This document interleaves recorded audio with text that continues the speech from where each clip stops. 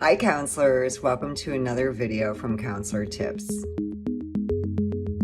In this video, we are going to be covering the theoretical supervision models that are out there. This video is not intended to cover any one of them in great detail, but give you a pretty thorough overview in order for you to discern what style of supervision is going to work or suit you best. Remember, finding an appropriate match regarding a supervisor-supervisee relationship falls on the supervisee. Assess your needs, assess your theoretical orientation, and if your supervisor's theoretical orientation doesn't match, it's really okay. There are plenty of supervisory relationships with two different theoretical orientations that complement one another and increase the efficacy and competency of the supervisee. So hang in there, because we're going to cover quite a bit of models today and help you decide which one is the best fit for you. So we go way back to a psychodynamic type of supervision model. This, of course, appeared in the early 1900s and has developed along the way. In the psychodynamic supervision model, the supervisor is mainly a teacher to the supervisee. The supervisor is well aware of their own strengths and areas where they need to improve. The supervisor is open and honest and motivated by that style of communication. A psychodynamic supervisor fills the role of a mentor. They work with the supervisee to provide them support and build the supervisory relationship. Lastly, this style supervisor is an advisor and a consultant.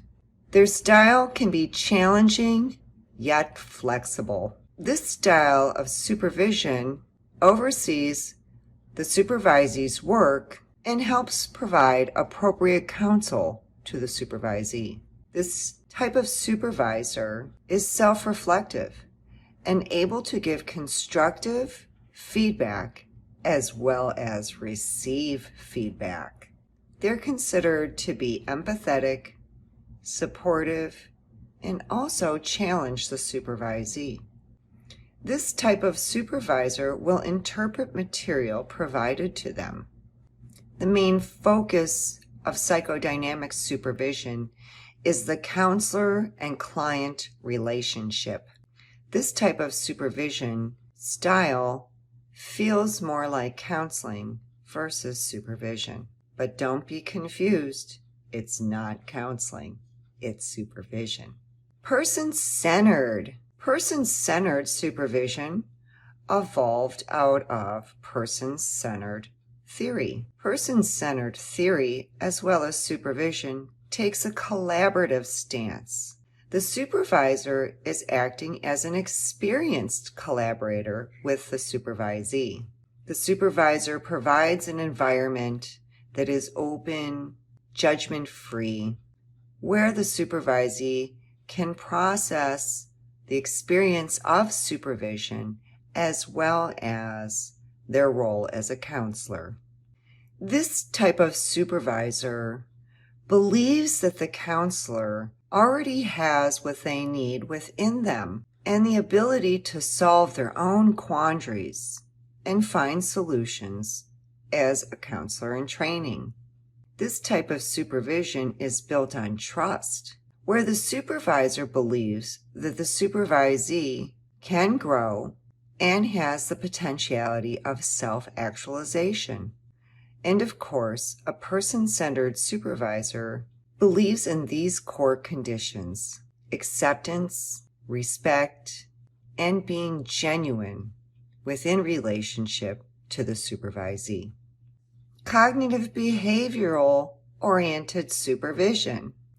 This relationship is also a collaborative relationship, but the supervisor is assuming the role of the teacher and expects the supervisee to assume the role of student. These two, teacher and student or supervisor and supervisee, work together to communicate directly. The supervisor in this kind of supervision style will be focusing on the thoughts and behaviors of the supervisee. In this supervision style, supervisors will be evaluating the supervisee as they see themselves as a professional, as well as within relationship to the client. The techniques used in cognitive behavioral supervision are these. There is always an agenda to supervision. Supervision is goal-oriented. Supervision includes giving feedback, often in the style of a summary. Supervisors will review the last supervision session with their supervisees prior to proceeding in the current supervision session. There may be homework that the supervisee is asked to complete in between supervisory sessions. There's also a focus on technical mastery, such as challenging a supervisee to examine and change negative thoughts, using role play, or potentially using imagery. Systemic supervision. The supervisor who uses systemic supervision is highly engaged in the supervisory process. They perform more as a consultant than a supervisor. When a systematic supervisor looks at supervision or treatment, they're looking at it from a team approach. And the focus of supervision is really on how supervision or the supervisee appears within the broad spectrum of the system. These type of supervisors are often direct and facilitate open discussions about the counseling sessions. These type of supervisors will be providing reflective, team-oriented feedback to the therapeutic approach that the supervisee is taking. These supervisors will often make their own connections with the client and the client's family or friends that are involved in treatment. And interventions are frequently of a strategic approach. Solution-focused oriented supervision. This supervisory relationship is often collaborative as well, but make no mistake, the relationship is led by the supervisor.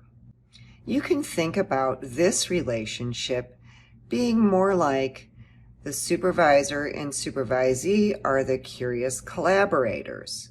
They're focusing on what the strengths are, skills, and resources that are available to the supervisee as well as the supervisor. The style is really focused on solutions to the problem at hand. The supervisor will assist the supervisee in drawing on their own resources. They may use active listening, focusing on the solution, reinforcing that there's more than one solution to a problem, provide encouragement, focus on the supervisee's strengths, enhance the confidence of the supervisee, as well as assist in the supervisee's reduction of anxiety. Feminist supervision style. This is very similar to the theoretical approach of feminism. This supervisory stance assumes that one's experience, even in supervision, is reflective of societal expectations, views, and the dominant values. The focus of feminist supervision is power differentials and the understanding of privilege and empowerment. This style of supervision views disorders as a consequence of oppression. This style of supervision is also opposed to the use of the DSM. Good luck in finding a supervisor that's a match for you. It's imperative you do. If you found this video was beneficial and you believe a colleague of yours could benefit from a theoretical overview of supervision styles, please consider sharing it. If you believe that you could learn more from counselor tips, please consider subscribing to this channel and turn on the bell so you know when I have a new video. I'll see you soon.